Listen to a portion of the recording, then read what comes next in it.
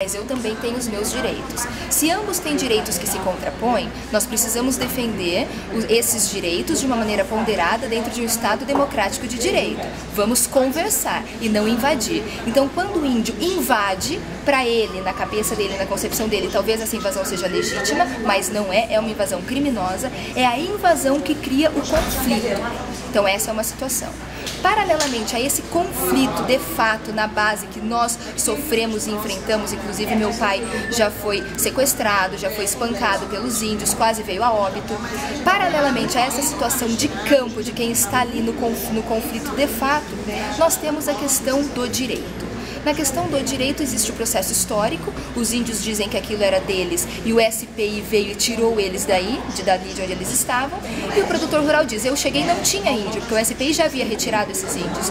Eu comprei, eu paguei, eu tenho um documento, eu criei minha vida ali, minha família ali, meus filhos ali cresceram, não se profissionalizaram, são produtores rurais na sua essência, é o caso da minha família, do meu pai, e de repente, no meio de uma segurança jurídica que nós sempre tivemos, vem a questão indígena e diz, olha, de 88 para cá, a concepção do direito indígena mudou, a Constituição deixa de aplicar a teoria integracionista e agora o índio vai ter direito a retornar a toda e qualquer área nas quais um dia ele esteve.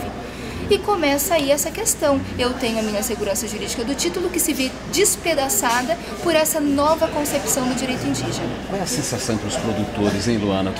Qual é o sentimento que existe entre eles? De que realmente isso aí, uma reunião como essa, não vai dar em nada, que essas discussões não dão em nada e que realmente a tendência é o clima ficar cada vez mais tenso naquela região, como nas outras de conflito agrário? Enquanto houver invasão por parte dos índios, porque o produtor rural está tranquilo na propriedade que sempre foi dele, há décadas, há 60, 80 anos. Quem está mudando o status quo e invadindo e trazendo conflito é o índio e não o produtor rural. Enquanto houver invasão, nós estaremos em uma situação tensa.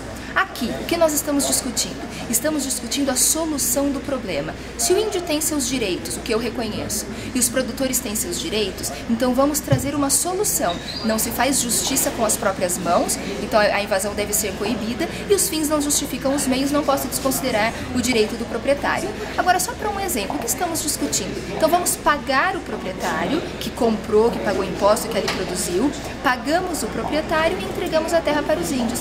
Isso vai surtir efeito? Não sei. Vejo com muito bons olhos uma congregação de esforços aqui neste evento, mas, por exemplo, não existe nenhum produtor rural que está lá dentro enquanto produtor rural. Os produtores rurais estão lá enquanto representantes. Nós estamos sendo representados e muito bem representados pelos nossos presidentes das entidades, enquanto os indígenas puderam participar pessoalmente, enquanto pessoa envolvida. E o produtor rural não. O produtor rural só entrou se estivesse representando uma entidade.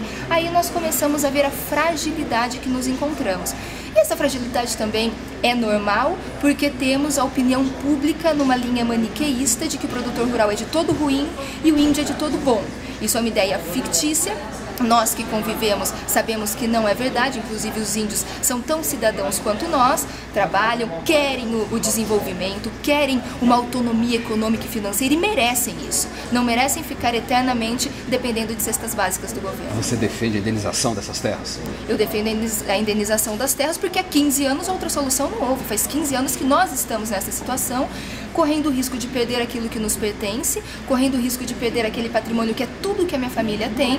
Então, se vamos viabilizar a indenização, ótimo, me paga, eu vou viver minha vida, vou recomeçar em outro lugar, em outra circunstância, e o índio, então, que fique com aquilo que ele entende como sagrado, como tradicional, enfim.